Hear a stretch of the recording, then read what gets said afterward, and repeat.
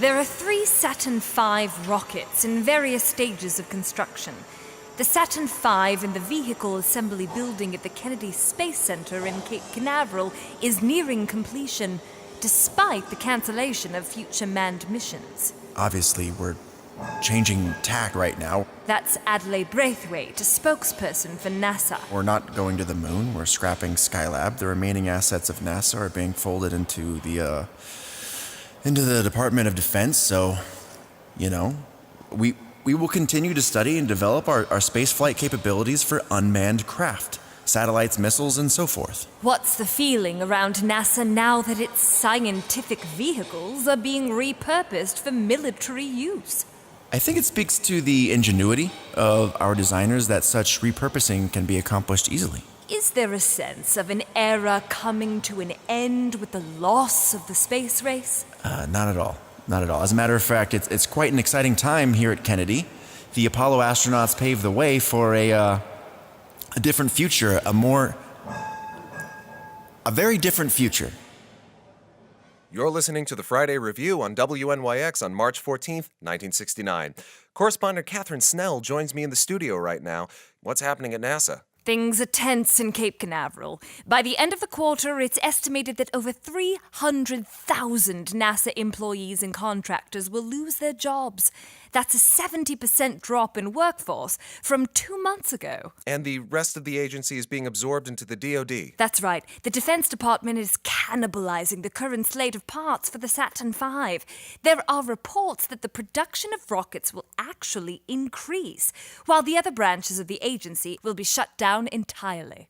And for what does the DoD intend to use the Saturn V? I asked that question to Mitchell Saunders, the Assistant Secretary of Defense for Public Affairs, speaking on the phone from the Pentagon. The President and the Secretary of Defense are implementing a program we're calling strategic sufficiency. That means the United States should and must have the capability to deter nuclear attacks against our own home territories. I asked him to expand on the concept of strategic sufficiency and what that means for foreign policy. The Soviet Union will flex its muscles in a big way now. They think they've got us on the back foot. But the United States has never been stronger. Once the assembly line of the rockets is turned over to defense, we'll have a fleet of the most powerful ICBMs in history. Mr. Saunders, doesn't that violate the Nuclear Non-Proliferation Treaty the U.S. signed last year? No country would seriously consider eliminating its nuclear weapons unless they could be certain that another country wouldn't come along and acquire them. So it only makes sense to build an arsenal. We will raise the bet until they fold. That was Assistant Secretary of Defense for Public Affairs Mitchell Saunders. Katherine, how close is the DoD to weaponizing the Saturn V? That information is classified, falling under the shroud of secrecy that has covered the remaining divisions of NASA. All right. Thank you so much, Katherine. Thank you, Jack.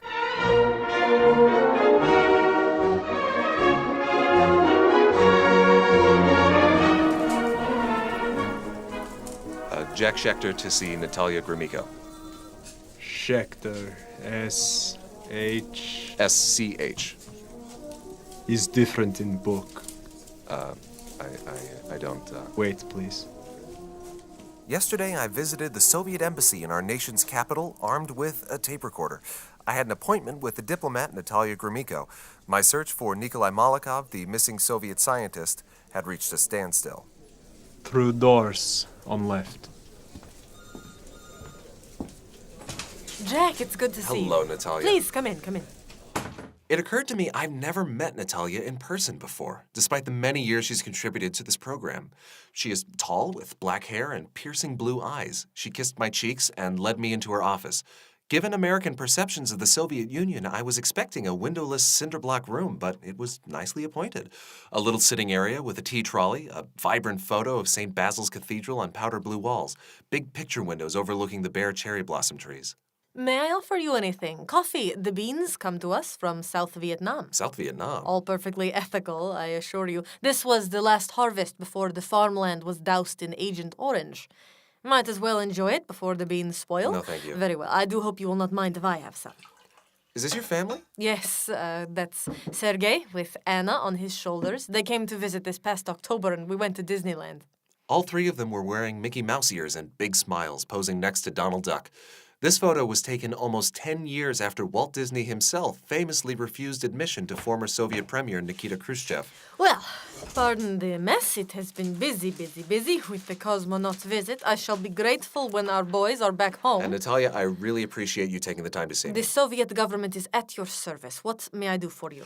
So, the disappearance of this engineer. Yes, what have you found? We finally spoke to someone in his design bureau at the Cosmodrome. The contact told us that Nikolai Malakov is listed as a payload specialist working on a team of 6. The department was absorbed into another, and the staff were laid off once the design was considered complete. So it is open and shut. He is fired and moves elsewhere. Oh, not necessarily. He was in contact for several years with an American at NASA, and he says that the break-off in communication was out of character. So he loses his job and his personal relationships deteriorate for the shame of Well, it. we don't know that. I can't speak to his internal life. It is not a matter of whether you know the mind of this man, but whether you know the Soviet psyche.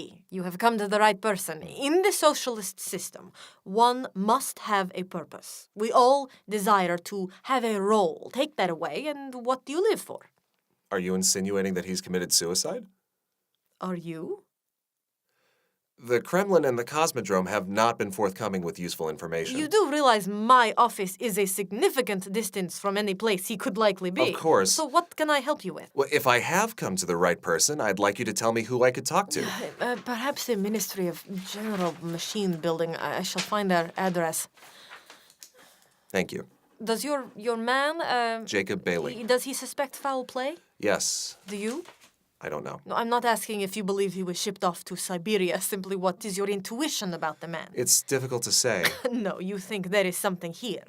Nikolai had a colleague who attempted to bring to light evidence showing the spacecraft was unsafe.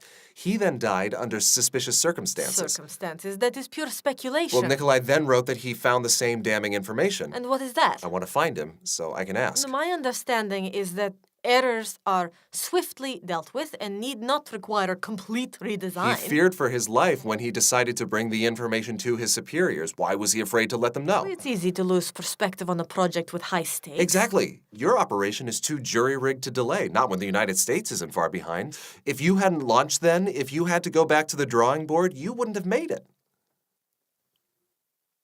So the situation is this. An American and the Soviet become pen pals. The Soviet says he finds something that jeopardizes the launch.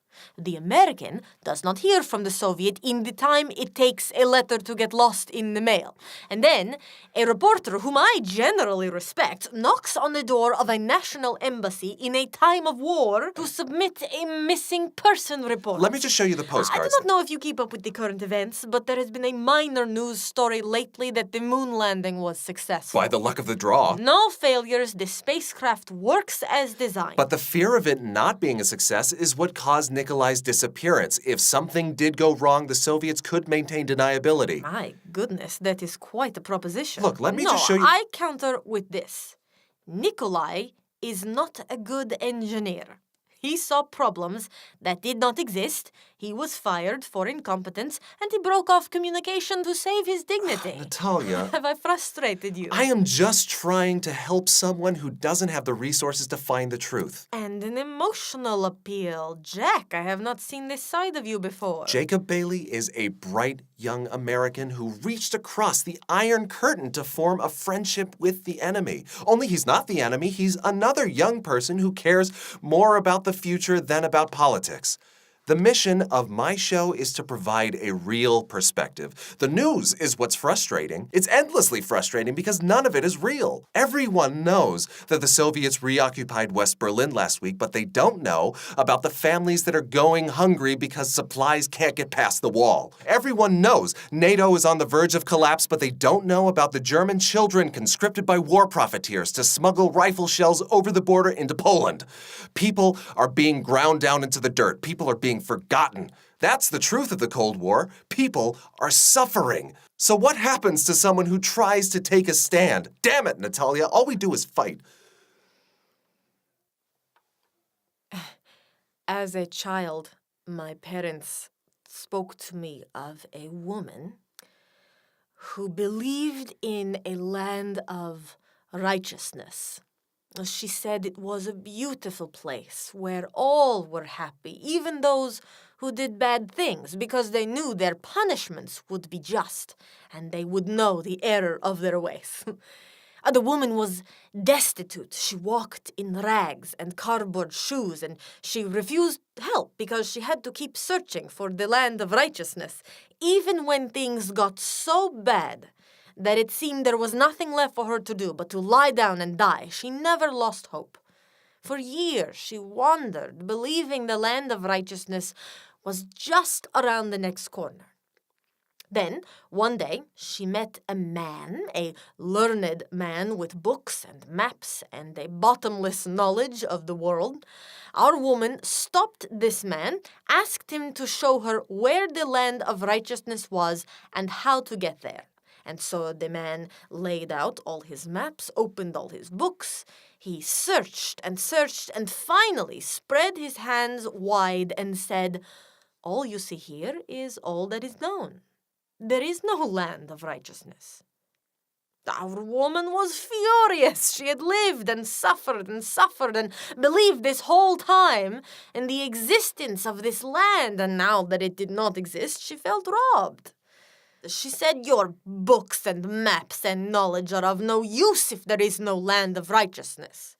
So she punched the man in the eye, and then she punched him in the other one. And then she went home and hanged herself. The truth will not set you free, Jack.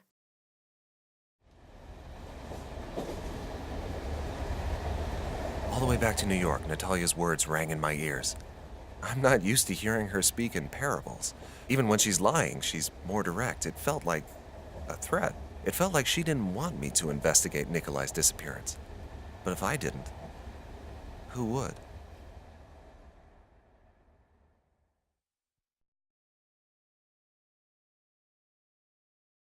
We have ignition sequence start. The Soyuz Files is presented by the West. The radio play was written by Spencer Devlin Howard, based on a postcard adventure by Nathan Turner and Spencer. You can see more of the Soyuz story at SoyuzFiles.com. It features the vocal talents of Kate Scott Campbell, Ross Crane, Steve Hastings, Spencer Devlin Howard, Sam Hunter, and Claire Kaplan. The dramaturg was Shannon Stockwell. The Soyuz Files was recorded at Vox Studios and The Echo at the Atwater Village Theaters. We would like to extend our thanks to Chris Fields, Alex Freeman, Andre Zinka, Tunde Skovron, the archivists at NASA, and our moms and dads for helping us make this happen. And an extra special thanks to all of those who donated to Lady into Fox. The West is a multimedia storytelling collective based in Los Angeles with works on the stage, on the screen, and in your earbuds. If you'd like to see more of what we do, please visit us online at thewest.la.